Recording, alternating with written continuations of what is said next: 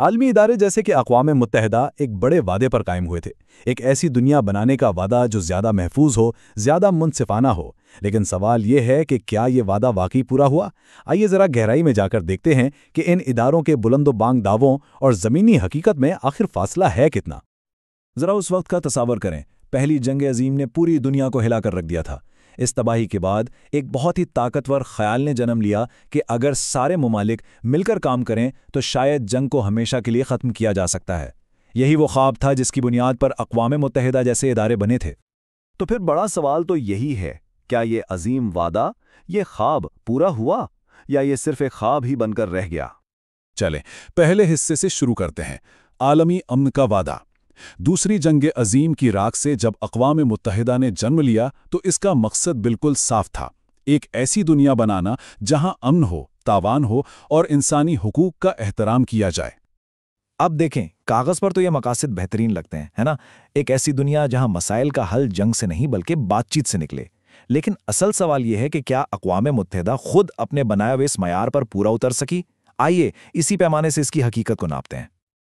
تو اب آتے ہیں دوسرے حصے کی طرف، طاقت کا کھیل۔ امن اور برابری کے اس وعدے کے پیچھے ایک ایسی حقیقت چھپی تھی جو اس کے بالکل الٹ تھی، طاقت کا ایک بہت بڑا عدم توازن، جسے ہم ویٹو پاور کہتے ہیں۔ تو یہ ویٹو پاور آخر ہے کیا؟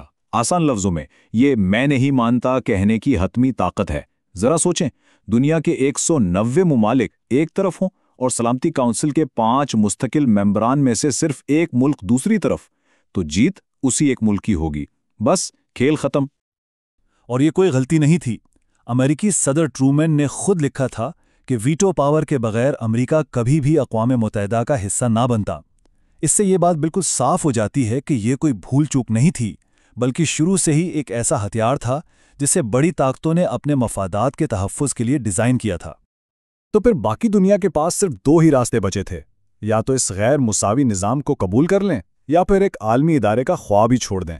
یہ ایک ایسا سمجھوتا تھا جس نے برابری کے اصول کو شروع میں ہی بہت کمزور کر دیا تھا۔ اب چلتے ہیں تیسرے حصے کی طرف، انسانی حقوق۔ کیا یہ سب کے لیے برابر ہیں؟ یہاں پر ایک اور بہت سنگین الزام سامنے آتا ہے، وہ یہ کہ اقوام متحدہ انسانی حقوق کے معاملے میں اکثر دوہرا معیار اپناتی ہے۔ ناقدین کہتے ہیں کہ کشمیر، فلسطین اور میانمار جیسے معاملات پر اقوام متحدہ کی خاموشی اس کے دہرے معیار کا سب سے بڑا ثبوت ہے۔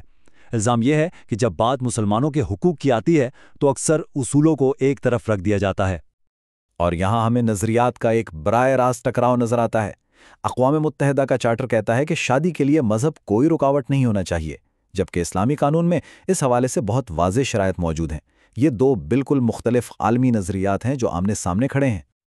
اور یہ تضاد صرف شادی تک ہی محدود نہیں ہے۔ اقوام متحدہ ہر شخص کو اپنا مذہب تبدیل کرنے کی آزادی دیتا ہے۔ دوسری طرف اسلامی قانون میں ارتداد یعنی مذہب چھوڑنے کی سزا انتہائی سنگین ہے۔ یہ وہ گہری نظریاتی خلیج ہے جسے عالمی ادارے آج تک بھی پر نہیں کر سکے۔ اچھا، اب چوتھا حصہ دیکھتے ہیں، نظامی خامیاں۔ یہ تنقید صرف اقوام متحدہ پر نہیں بلکہ یہ پورے بین الاقوامی امدادی نظام کی جڑوں میں بیٹھی اس نو آبادیاتی ذہنیت پر سوال اٹھاتی ہے۔ یہ جو بین الاقوامی امداد کا نظام ہے نا، یہ اکثر ایک آئس برگ کی طرح ہے۔ سطح پر تو سب بہت اچھا لگتا ہے، لیکن اس کی بنیادوں میں جو نظر نہیں آتی، ساختی نسل پرستی اور نو آبادیاتی دور کی طاقتور ذہنیت آج بھی موجود ہے اور وہی پورے نظام کو کنٹرول کر رہی ہے۔ اور یہ صرف کوئی تھیوری نہیں ہے، یہ ذہنیت ہمیں ہر روز عمل میں نظر آتی ہے۔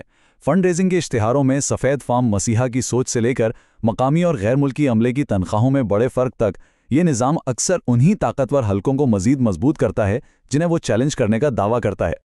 تو اتنی گہری خامیوں اور تنقید کے بعد کیا یہ ادارے پھر بھی ضروری ہیں؟ چلیں اب ذرا تصویر کا دوسرا رخ بھی دیکھتے ہیں۔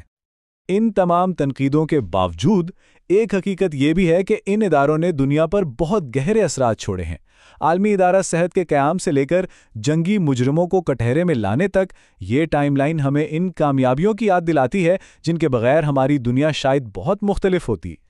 1 ارب 10 کروڑ یہ صرف ایک عدد نہیں ہے، یہ ان انسانوں کی تعداد ہے جو آج بھی شدید غربت میں زندگی گزار رہے ہیں۔ یہ وہ عالمی چیلنج ہے جس کا مقابلہ کرنے کے لیے ہی تو یہ ادارے بنائے گئے تھے۔ اور یہ غربت دنیا کے کچھ حصوں میں بہت زیادہ ہے۔ یہ ایسا مسئلہ نہیں ہے جسے کوئی ایک ملک اکیلے حل کر سکے۔ اس کے لیے ایک عالمی اور مربوط کوشش کی ضرورت ہے، بالکل وہی کام جس کے لیے یہ ادارے وجود میں آئے تھے۔ تو اہم نقطہ یہ ہے، تنقید اپنی جگہ، لیکن یہ ادارے وہ کام کرتے ہیں جو کوئی ایک ملک اکیلے نہیں کر سکتا۔ عالمی وباؤں سے لے کر ماحولیاتی تبدیلی تک ان بڑے چیلنجوں کا مقابلہ کرنے کے لیے عالمی تعاون ناگزیر ہے۔ اور آخر میں ہم اس بڑے سوال پر آ کر رکتے ہیں، کیا ان طاقتور لیکن خامیوں سے بھرپور اداروں میں اصلاحات لائی جا سکتی ہیں، یا دنیا کو ایک بالکل نئے نظام کی ضرورت ہے؟ یہ وہ بحث ہے جو آنے والے وقت میں عالمی تعلقات کی سمت متعین کرے گی۔